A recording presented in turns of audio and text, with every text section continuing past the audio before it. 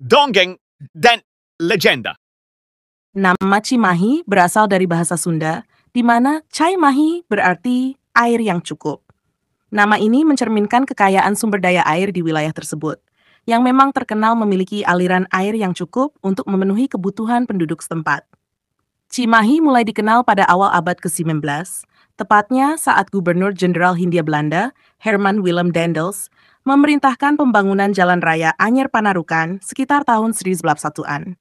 Jalan ini dibangun sebagai bagian dari strategi pertahanan dan mobilitas militer Belanda, serta untuk memperlancar transportasi dan komunikasi di Pulau Jawa. Dalam proses pembangunan jalan tersebut, Daendels mendirikan pos penjagaan di beberapa titik strategis, termasuk di wilayah yang kini menjadi alun-alun Cimahi. Pos ini didirikan untuk memantau pergerakan di sepanjang jalan, sekaligus menjadi pusat pengawasan dan pertahanan militer. Seiring berjalannya waktu, pos penjagaan ini menjadi salah satu titik awal berkembangnya Cimahi sebagai kawasan penting, yang kemudian berkembang menjadi kota yang kita kenal sekarang. Sejarah Cimahi tidak terlepas dari peran strategisnya selama masa kolonial, terutama sebagai daerah yang didominasi oleh aktivitas militer.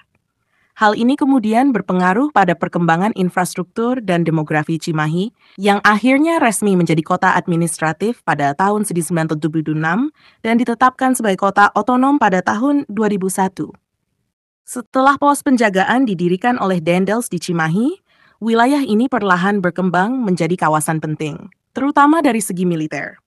Pada masa penjajahan Belanda, Cimahi dikenal sebagai daerah garnisun militer, di mana banyak fasilitas militer didirikan untuk mendukung operasi dan pertahanan Belanda di wilayah Jawa Barat. Beberapa fasilitas yang dibangun termasuk barak-barak tentara, rumah sakit militer, dan sekolah untuk anak-anak prajurit.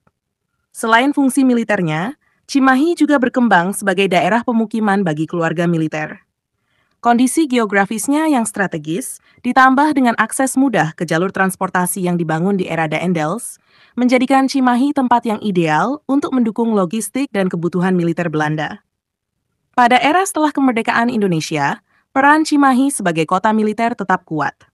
Berbagai fasilitas militer dari masa kolonial masih dipertahankan dan diperluas oleh pemerintah Indonesia, menjadikan Cimahi sebagai salah satu pusat pendidikan militer di Indonesia. Hingga saat ini, beberapa institusi pendidikan militer utama Indonesia, seperti Pusat Pendidikan Infanteri Pusdikif dan Pusat Pendidikan Perwira (CAPA), berlokasi di Cimahi. Selain peran militernya, Cimahi juga dikenal dengan perkembangan sektor industri, terutama setelah era 1970-an. Banyak pabrik dan industri tekstil didirikan di Cimahi, menjadikan kota ini sebagai salah satu pusat industri di Jawa Barat. Pertumbuhan industri ini juga berdampak pada perkembangan ekonomi dan urbanisasi di Cimahi, yang semakin mendorong pertumbuhan penduduk dan infrastruktur kota.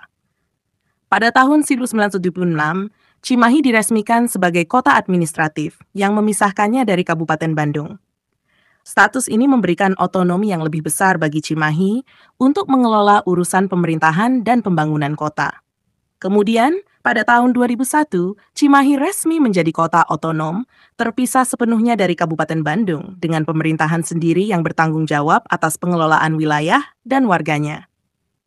Hingga saat ini, Cimahi dikenal sebagai kota dengan sejarah militer yang kuat dan peran penting dalam sektor industri di Jawa Barat. Pertumbuhan urbanisasi dan modernisasi terus berlanjut, menjadikan Cimahi sebagai salah satu kota yang dinamis di wilayah Bandung Raya.